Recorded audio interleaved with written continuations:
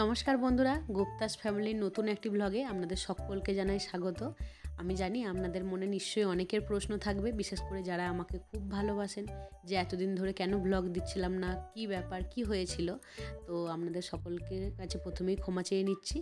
আসলে আমার বাবার শ্বশুরমশাইয়ের কিছুদিন আগেই স্টোনের জন্য অপারেশন হয়েছে। তো সকলেরই খুব মন খারাপ ছিল।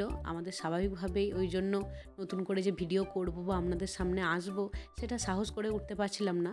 তো দুই মা বোন সবাই খুব মনে জোর দিয়েছে, তাই সেই মনের জোর নিয়ে আর আপনাদের আশীর্বাদ নিয়ে আবার একটা নতুন ব্লগ শুরু করলাম। তো কেমন লাগলো সবাই অবশ্যই জানাবেন, আর সবাই কেমন আছেন সেটাও জানাবেন।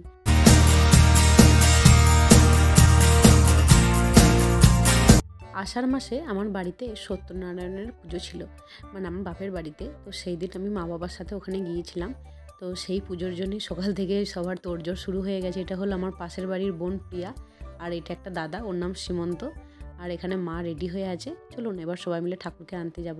তো বাবা আর বিকাশ কাকু, বিকাশ কাকু হলো আমাদের পুরোহিত। তো দুজন মিলে বাবাকে সত্যনারায়ণকে নিয়ে আসছে। জানেন, এই যে সত্যনারায়ণের কথা বলছি আপনাদেরকে, এই ঠাকুরকে আমাদের ওখানে আমরা সবাই দামোদর ঠাকুর বলেই চিনি। আমরা ছোটো থেকেই সেই বলেই জানি। আমার দাদু অনেক ছোটোবেলায়, আমার দাদুর মা যখন ছিলেন তখন এই ঠাকুরকে প্রতিষ্ঠা করেছিলেন। তো তখন আমাদের বাড়িতে নাকি রাখার মতন জায়গা ছিল না। তো তার জন্য এই ঠাকুরের নামে কিছু জমি, কিছু টাকা পয়সা আমার দাদুর একজন পরিচিতের বাড়িতে তখন সেটা ঠাকুরকে রেখে দিয়ে আসা হয়। ওই জন্য আমাদের বাড়িতে যে কোনো অনুষ্ঠানেই হোক, সে আমার বিয়েই হোক বা যে কোনো অনুষ্ঠানে, ভালো অনুষ্ঠানে ঠাকুরকে আনা হয় আর আমাদের বাড়িতে পুজো করা হয়, যেহেতু এটা আমাদের নিজেদের বংশের কুলো ঠাকুর আর কি। তো যাই হোক, তো আমরা সবাই মিলে এখানে যাচ্ছি গল্প করতে করতে। আমাদের সামনের একটা পুকুরে, এই পুকুরে থেকে জল এনে ঘট প্রতিষ্ঠা করা হবে। তো এখানেই এখন বিকাশ কাকু গেছে, আর কিছু মন্ত্র বলে ঠাকুরের ঘট নিয়ে আসা হবে। তো অনেক দিন ধরেই জানেন এই ঠাকুরকে আনার আমাদের বাড়িতে কথা চলছিল, কিন্তু কিছুতেই আর উপায় করে উঠতে পারছিলাম না। ওই বলে না, ঠাকুরের যতক্ষণ না ইচ্ছা হবে ততক্ষণ হয় না। তো আমার বিয়েতে আনা হয়েছিল, তার আগেও আনা হয়েছিল। আমাদের বাড়িটা যখন প্রতিষ্ঠা করা হয়, বাড়িতে যখন ঘট প্রতিষ্ঠা করা হয় তখন আনা হয়েছিল, সেটা প্রায় 12 বছর আগে। তো তারপর আমাদের বাড়িতে কিছুদিন আগেই, ওই আষাঢ় মাসের সময়তেই একটা বাজ পড়েছিল। তো বাজটা আমাদের বাড়ির পাশ দিয়ে ছুঁয়ে একটা নারকেল গাছে পড়েছিল। তো গাছটা খুব আগুন দিয়ে জ্বলে উঠেছিল, কিন্তু বাড়িতে সে সময় মা বাবা ছিল না। তো সেটাই খুবই ভালো কথা। কিন্তু জানেন, আমাদের বাড়িতে টিভি আর দুটো ফ্যানও পুড়ে গিয়েছিল।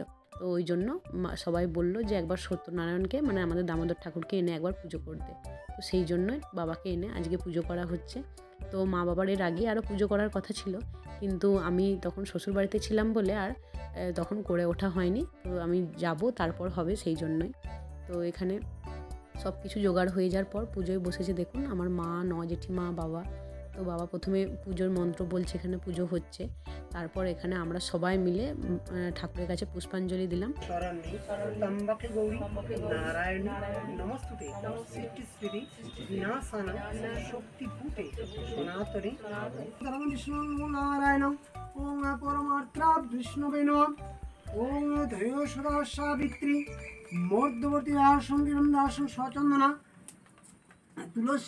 আর এই দেখুন, এই বদমাসটাকে চিনতে পারছেন? ও হলো সূর্য, আমার ভাইপো। দেখুন কত শান্ত হয়ে বসে আছে, যেন কিচ্ছু জানে না।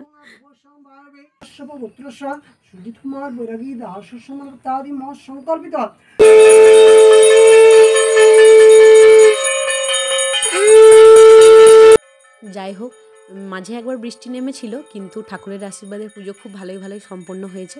আর দেখুন, এখানে সন্ধ্যের দিকে বাবা জিলাপি এনেছিল, তা আমি একটা গোপালকে দিলাম।